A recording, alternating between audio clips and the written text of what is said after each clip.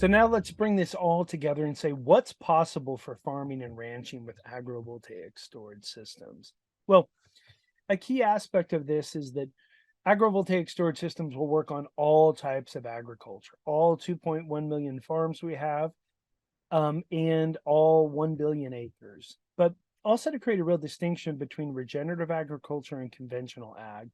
And there's an incredible movie called Kiss the Ground that does a wonderful job of really telling the history and the whole spectrum of benefits. And there's also a link here to a YouTube video and one from Gabe Brown, a real pioneer in regenerative agriculture, if you're looking to learn or understand more. But really simply, conventional ag is based on disturbing the soil and generally works against nature because it's monoculture based, which requires inputs of artificial fertilizers, but also uses pesticides and herbicides.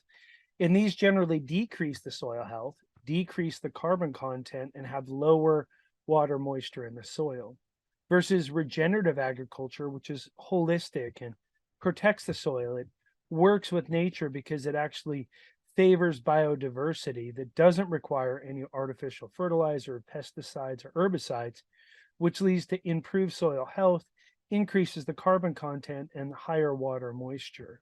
So, as we're looking at transforming agriculture and really taking advantage of the whole spectrum of benefits that can come from integrating agrivoltaic storage systems, regenerative agriculture is a much stronger catalyst and it's just better for all life on the planet. It creates better food, and regenerative agriculture operations are shown to have higher productivity and are more healthy for the soil and for all life and for the adjacent lands of our forest and supporting all of our pollinator cultures and communities. So really seeing regenerative agriculture transformation is another key opportunity to integrate as we move into the agrivoltaic storage transformation.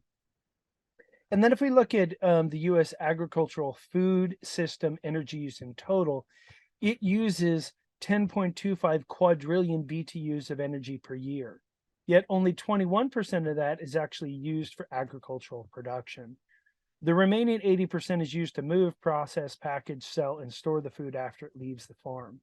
So agrivoltaic storage systems can help really radically transform the energy ecosystem at the agricultural production level. But as we see more distributed and decentralized microgrids built throughout the rest of society, and the integration of electric vehicle transportation systems, we can really change the landscape of the other 80% of moving the food from the farms through the rest of the food system. And then if we zoom into just the farm energy use, we can see it's 1,690 trillion BTUs, of which 7% is used for irrigation, 34% is for diesel and gasoline to power the machinery for planting, tilling, disking, and harvesting. 18% is for non-irrigation electricity, used primarily for the facility operations and all stationary activities. And then 34% is used for fertilizer manufacturing and pesticide production. So bringing agrivoltaic storage systems with generative agriculture at the farm energy use level can create massive efficiency from largely a consumption-based inefficient to a more regenerative, holistic, production-based energy systems within our farms. And then if we look at this in summary, agrivoltaic storage systems can really transform the core structural challenges that farms and ranches face into long-term regenerative solutions.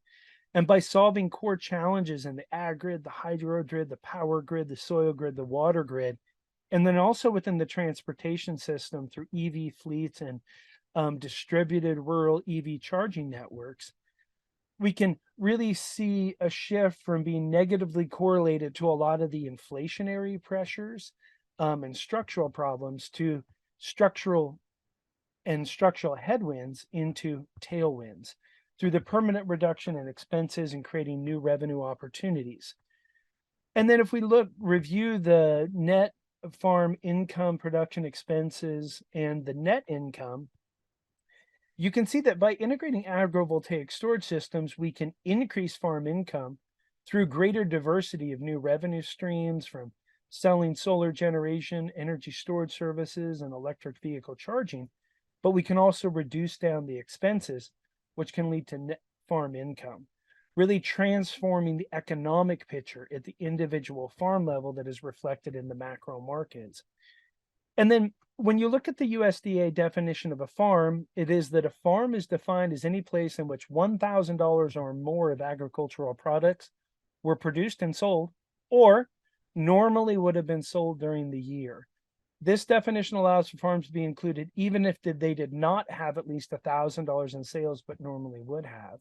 So with 2.1 million farms, the barrier of entry of creating new farms is very low. And that of the 2.1 million, 91% of them are already small family farms. So this leaves the opportunity that we could have a lot more farms. And if we go back to 70 years when we had almost 7 million farms, that's been reduced down now to 2.1 million. With agrivoltaic storage systems, who's to say we couldn't have 1 million more farms, or 2 million, or 3 million, or why couldn't we have the exact same number of farms that we had 70 years ago?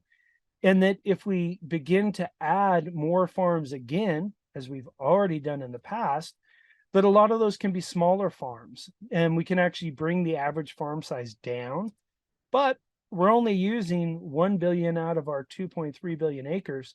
We could also increase by creating new farm land, which doesn't need to be in rural areas. It's transforming our urban centers and our building rooftops. So we have a huge opportunity to increase the number of farms and increase the amount of land that's currently in agriculture in our very abundant republic, and to really witness the agricultural transformation, which is a rich heritage where we come from being producers who are good stewards of the land and took care of and created crops and took care of the animals, to again a mass migration of way more farmers, way more farms, and way more land in farms that's not just producing food, but using less water, creating power, and creating an entirely new economic landscape. And when we talk about the agricultural industry, it's really a powerhouse in our broader economy, specifically in employment. And in 2020, direct on-farm employment accounted for 2.6 million jobs, or is 1.4% of total US employment. And if you look at the broader agriculture and food-related industries, it's almost 20 million full and part-time jobs, or 10.3% of the total economy is already employed with the agriculture and food industry. So if you then mirror that with the microgrid economic community that comes from energy.gov, and the Energy Information Agency says that renewable energy is the world's fastest growing sector out to 2050. And this graph at the top shows the increase out to 2030 in solar PV, energy storage, biomass, wind, and hydro in microgrid capacity. And this report says for every 1 million we invest in renewable energy microgrid assets, it creates 3.4 skilled jobs and an additional 500,000 in economic benefits.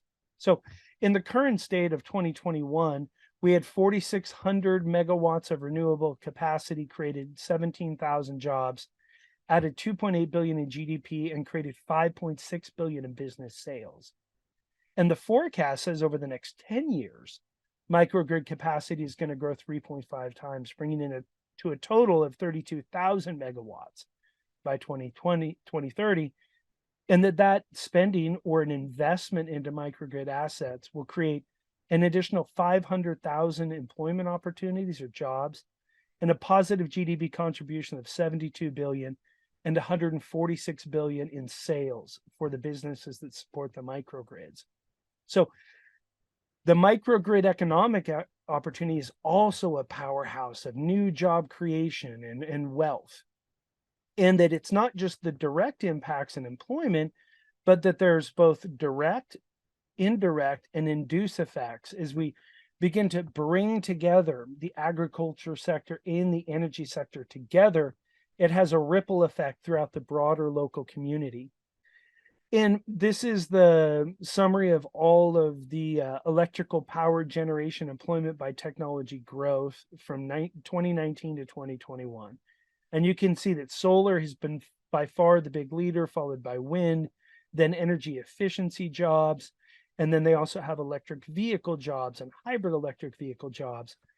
But now we're beginning to combine these two powerhouses of microgrid with agrivoltaic systems and agriculture into a much more resilient, super productive combination that really creates a massive economic opportunity and a whole new area of job creation within our farms and ranch communities.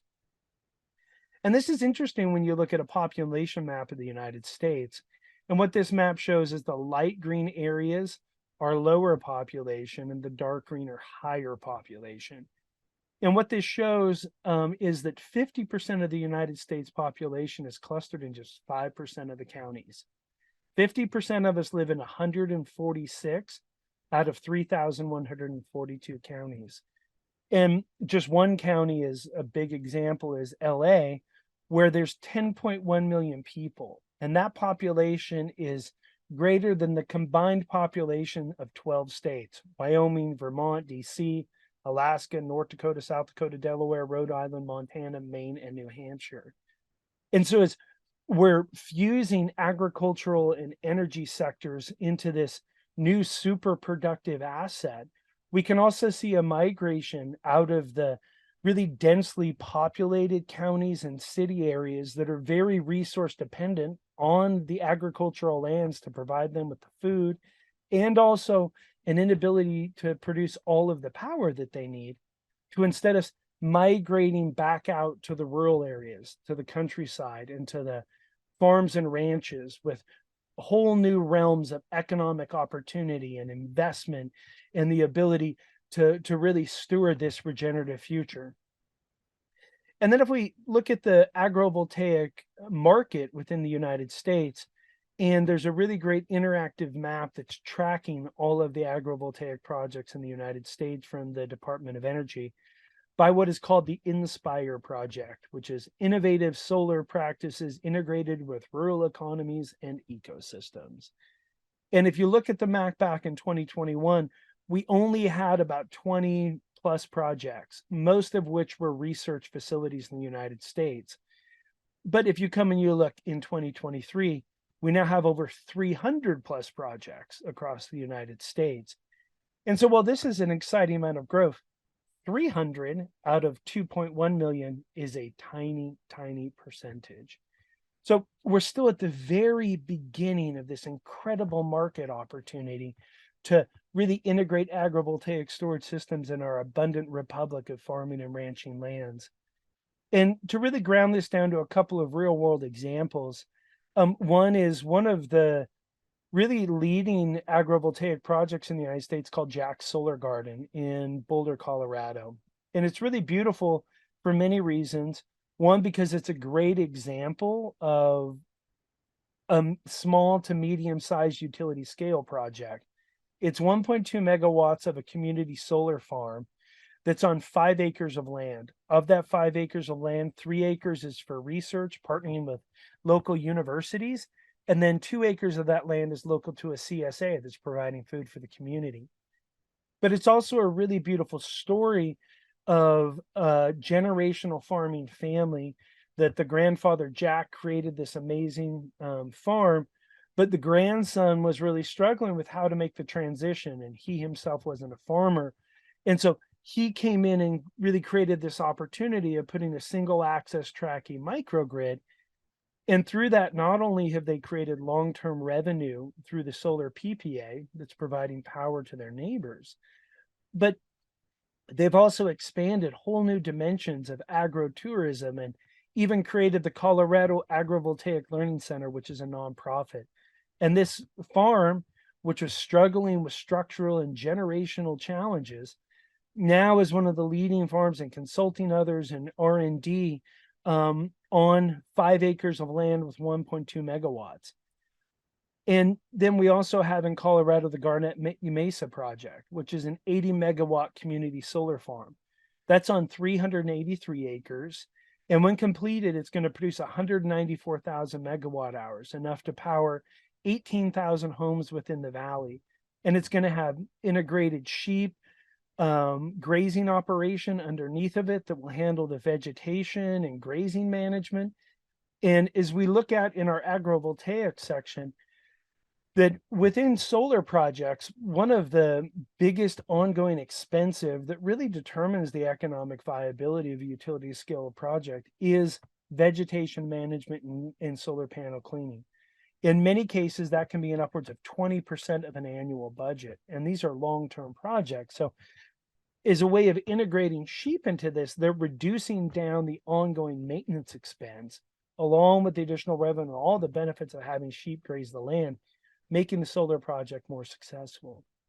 And that this project is predicted to employ 350 to 400 people and will generate approximately 13 million in tax revenue over 15 years to the local county.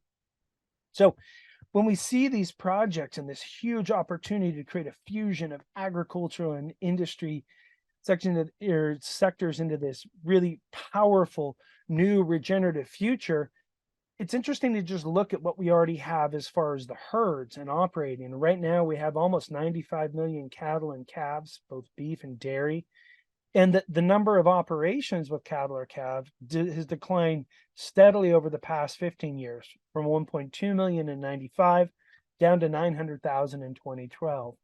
And this is primarily a decrease in the number of cattle operations with fewer than 50 head of cattle. So we've seen smaller operations going away in the favor of larger operations. Yet still, small cattle operations with less than 50 head are still 70% of all cattle operations. And large operations are only 1.2% of all cattle operations. So we have huge herds of animals on ranching on our 655 million acres of pasture land that are perfect for integrating agrivoltaic for grazing operations. And we can say the exact same thing with the 5.3 million sheep and lambs that we have grazing on the 101,000 sheep and lamb operations. And the same pattern still applies. Smaller farms, herd sizes of less than 100 are 93% of the operations. So sheep and lambs, and then also looking at all of the bee colony operations and how integrating solar apiaries and agrivoltaic systems are so perfectly able to support bee operations, and how having apiaries and bee colonies turbocharges the entire ag operation, along with benefiting all of the life. And so if we just sum all of this up and see that of the 1 billion acres of ag land are 392 million acres of cropland and 655 million acres of pasture land, we can integrate regenerative mixed crops and greenhouses, regenerative rotational grazing with agrivoltaic, bifacial solar, fixed, single, dual axis, and fence systems. We can integrate energy storage and electric vehicle integration for public charging and also to support the EV fleets for farm operations. And then integrating precision irrigation, water conservation, storage, and efficiency, and beneficial to the pollinators, native species, and our forests surrounding our ag lands.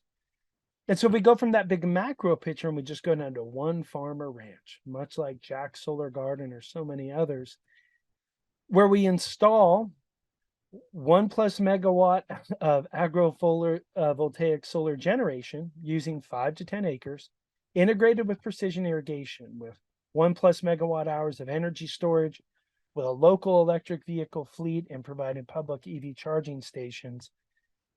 This is a quantum leap in solar energy and agriculture from the individual farmer ranch level. And it's possible for all 2.1 million farms that we have today and the many, many millions of farms that we can have in the future. And so if we take that down and we review the numbers of the farms that we have, and we say, well, what does 1% look like as a number? And while we have the 2.1 million total farms, right now we estimated that there's about 300 plus projects. And if you look at the total, they're at 0.01%. Well, we need about 181 to 198 in total. Well, we're probably at the 0.01% of farms that have agrivoltaic systems. But to get to 1%, which would be almost 20,000 or 19,794 farms, and really looking at it, the diversity of different farm sizes to meet that, For small family farms, that'd be 18,000. We need just a few mid-sized family farms with 1,100, just 500 large family farms. In very large family farms, we need 54. So in every sector and every size, the ability for us to go from 0.01%, really roughly estimating where we might be, to 1% is not only possible, but we could also just go right to 9%. 9% is so achievable, and we can do this quickly. And what we've done at Butterfly Power is we've really gone from the USDA has a great spreadsheet that goes by county and lists all of the farms within every county by state. And we modified this spreadsheet to really look at and try and give a rough estimation of the market opportunity within a local county. And you can go and download this website from the link here. And what you can see is in your county, how many farms are there? And then just look around. How many agrivoltaic storage systems are actually working on farms and ranches? That from your individual county and your community level, you can say, wow, what a huge opportunity we could be a part of as an investor or a farmer and rancher, or as a microgrid technician or a solar installer, and helping to support going from 0.01% to 1% to 9%. And then I'm obviously someone who's very bullish, pun intended, on the agrivoltaic opportunity, that we could easily go to 90%. And we could see a world where most of our farms and ranches have agrivoltaic storage systems and can really provide the foundation for an abundant future where we're beginning to tap that 100x available energy that we have available, that 434,000 terawatt hours. We can really begin to harvest some of that abundance. And just as a reminder, because we're talking about how fast all of this can occur, this comes from the NREL and the Electrification Futures Study, in which they really break down how this transformation is going and how hopeful it is that we can do this very quickly. And to do that, it's always helpful to look back at the past, at how we've integrated technology before. And this is showing the technology adoption S-curve going back to the 1880s over many different technology types. And that process goes from invention to innovation to niche market to pervasive diffusion to saturation to senescence. And I love senescence. Senescence is the process of the blooming or the opening. And like that part of senescence in the flower is after, the bud is growing and it's gone through all this growth. And then at the right time in spring, it opens up. That's senescence. And if we look at this as a technology, right now we're at the niche market stage for agrivoltaic storage systems, and we're right on the cusp of pervasive diffusion. And this opportunity to be able to participate in this transformational process, we can find hope and inspiration from the past. And we just pick a couple of these, going back to electricity access and green, we went from 10% to 90% in 40 years, but still following that exponential curve. And if you look at TV, air conditioners, clothes dryers, refrigeration, many of these follow that exact same pattern of going from less than 10% to 90% in 20 years. But if we zoom forward, we can see cell phone and internet access have a much steeper, not an exponential curve, but a hyperbolic growth. And so now we live in a time where we have all of the technology and we have all of the land and we have all of the energy available to us. Now we can apply our ability to integrate technology so efficiently that we've done so many more times, and to be at this exciting phase to get out of the niche market stage and into the pervasive diffusion. So just summing up, it's really exciting to think about us going to 1% and having our first 20,000, roughly 19,794 farms and ranch operations. Out of our abundant 1 billion acres of existing agricultural land, the existing 58 million acres of irrigated land, and all of our transportation system, which is already undergoing a transformation to the electrified future. And that by doing and reaching that 1%, we can easily hit what was modeled in the NREL of the 10.3 million acres we would need to convert in order to meet all of our forecasted demand out to 2050 for a renewable future. So just to review that this is a broad scale application of agrivoltaics that goes from rural to urban and large scale to small scale microgrids. And we have the opportunity to do this at every single level of our society. This is the great and good work of our time, and that agrivoltaic storage systems is really an opportunity to energize the fuse of regenerative transformation within our society and our world. And that by using AVS systems, we can really energize the food, energy, water, and soil nexus. Thank you for taking the time to view this section of the United States Agrivoltaic Energy Storage and EV Microgrid Market Intelligence Analysis. Really deeply hope that you've found this really valuable and hopefully inspiring.